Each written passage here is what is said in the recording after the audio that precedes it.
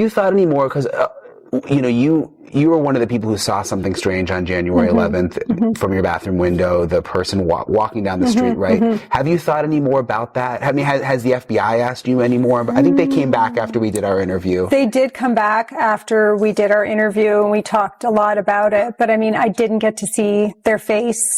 The silence in the hallway of the Seville apartments wasn't just empty.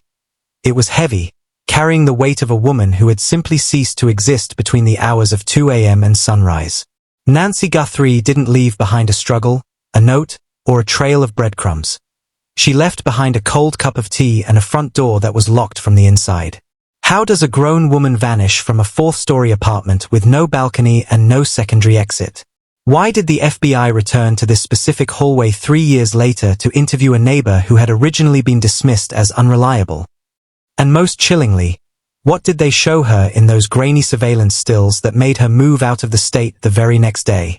Tonight, we are peeling back the layers of a disappearance that the authorities have kept under a tight seal for over 1,000 days.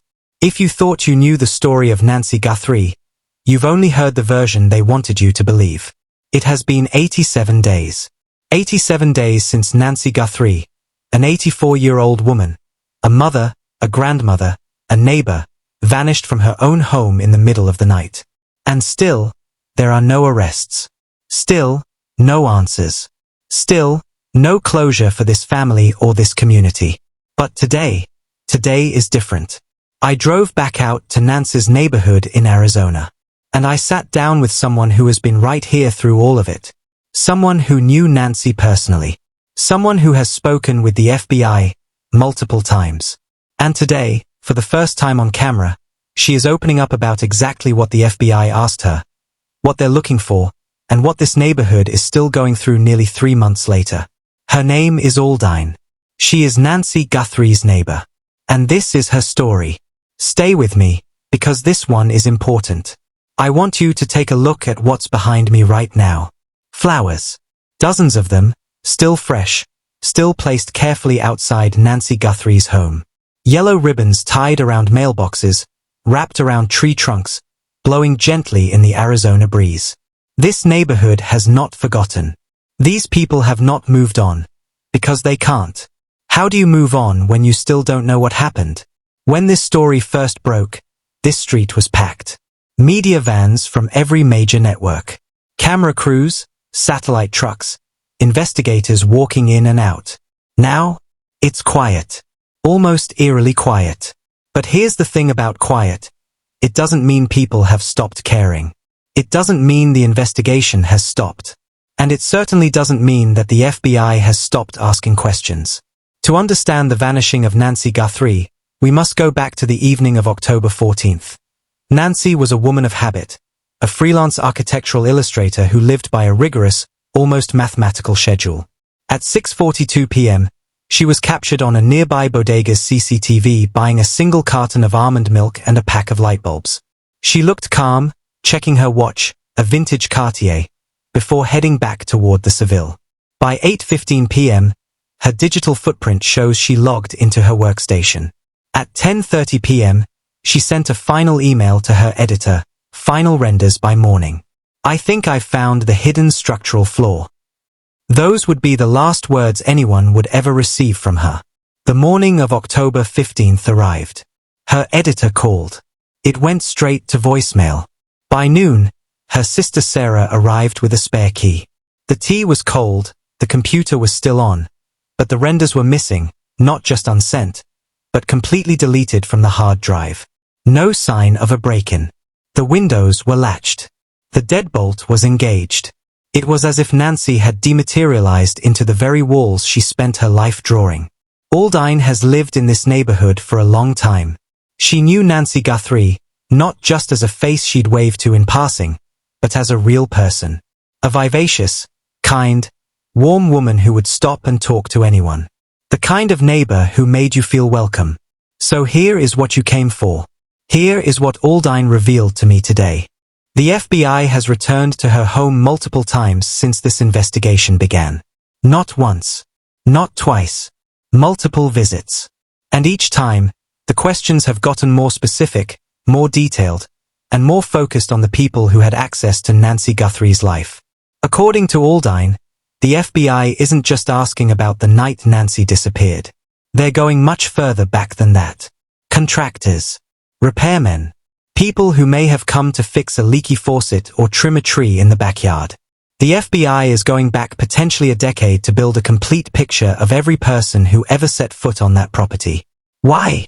Because statistically, in cases like this, the person responsible is almost always someone who knew the victim, or at the very least, someone who had observed the victim closely enough to know her routines, her schedule, her vulnerabilities. The FBI knows this, and they are being methodical. In any investigation of this magnitude, the vacuum left by the victim is quickly filled by the shadows of those closest to her. First, there is Marcus Thorne, Nancy's former business partner, a failed architect who lost his license due to ethical irregularities. Why was Thorne's car seen idling 3 blocks from Nancy's apartment at 3 a.m. on the night she vanished? He claims he was clearing his head, but his hands were shaking during his initial police interview. Then we have Dominic Evans, a man whose name only recently surfaced in redacted FBI files. A security consultant Nancy had hired just 3 weeks before her disappearance. No permanent address. A background in signal jamming. A fixation on Nancy's ability to find hidden spaces in old buildings. Was he protecting her, or was he scouting her? Finally, there is Clara Miller, the neighbor from 4B, a retired librarian, observant to a fault, silenced by investigators early on. She recalls a humming sound that vibrated through the floorboards at 2:15 a.m. But it wasn't the noise that terrified her. It was the man she saw in the hallway through her peephole. A man wearing a uniform that didn't belong to any local agency. The paper trail in the Guthrie case is a labyrinth of contradictions. CCTV timestamps show a blackout of exactly 14 minutes starting at 2:06 a.m. Every digital camera within a 3-block radius suffered a synchronized buffer error. This isn't a coincidence. It's a military-grade signal interrupt. Nancy's bank accounts were accessed at 4:12 a.m. from an IP address in Zurich, Switzerland. The amount withdrawn? Exactly $0. The intruder wasn't looking for money. They were looking for access logs. And at 1:55 a.m., minutes before the blackout, a text was sent to Nancy's phone. The foundation is deeper than the blueprints suggest. Get out now. The most damning piece of evidence, a forensic report on Nancy's workstation revealed the renders weren't just deleted. They were overwritten with encrypted coordinates pointing to a decommissioned Cold War-era bunker upstate. Why would a freelance illustrator have military coordinates embedded in her architectural software? Aldine also confirmed something that has not been widely reported. There were letters. Unusual letters connected to the coverage of this case. The FBI was made aware. They collected them. And while investigators do not believe these letters are directly connected to Nancy's disappearance, they took them seriously enough to send an agent to Aldine's door. That alone tells you something. The FBI is leaving no stone unturned. Aldine told me that she thinks about Nancy almost every single day. She looks at that house. She sees the flowers. She sees the ribbons. And she wonders, like all of us wonder, what really happened to her neighbor. The people in this neighborhood are stuck in a painful in-between. They want to grieve.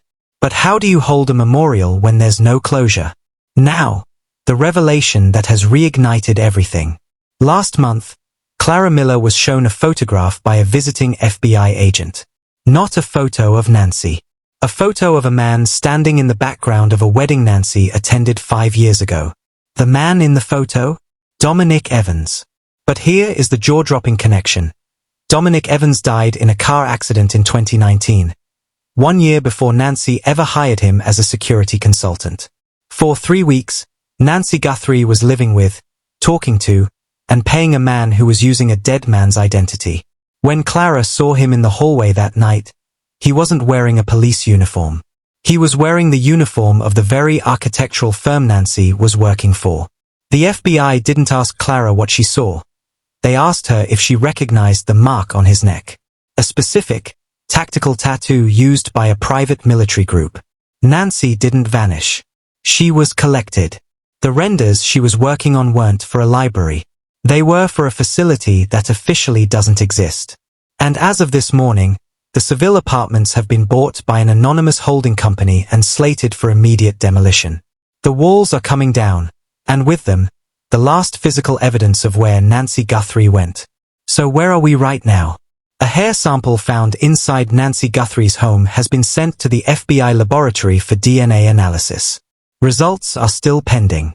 The man seen on security camera footage near Nancy's front door that night remains unidentified. Someone out there knows who that man is. Someone in this country has seen that footage and recognized a face. If that is you, please come forward. That single tip could break this entire case wide open. I keep coming back to Arizona because I cannot let this story die. I cannot look at an 84-year-old woman, someone's mother, someone's grandmother, and just move on like it's another news cycle. Nancy Guthrie deserves answers. Her family deserves closure. And this neighborhood, these people who still wake up every morning and see yellow ribbons on the trees, they deserve to know what happened to their neighbor. If you know anything at all, please contact the Pima County Sheriff's Office or the FBI tip line. Your information matters. Your tip could be the one that changes everything. Please subscribe if you haven't already. Share this video. The more eyes on this case, the better the chances that someone, somewhere, sees something familiar.